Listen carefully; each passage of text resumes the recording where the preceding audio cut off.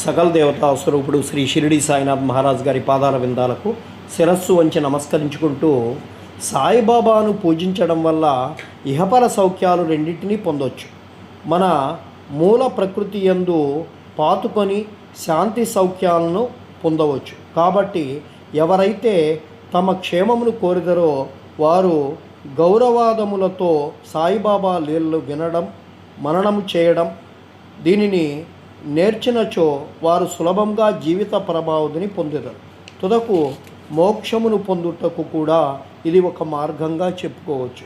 సాధారణంగా అందరూ హాస్యము, చమత్కార భాషణం ఉన్నటువంటి ఇష్టపడతారు, కానీ తాము హాస్యాస్పదులకు ఇష్టపడరు. కానీ బాబా చమత్కార మార్గం వేరు. ఇది అభిమానముతో కూడినప్పుడు చాలా సంతోషదాయక, నీతిదాయకంగా ఉండేది. కావున ప్రజలు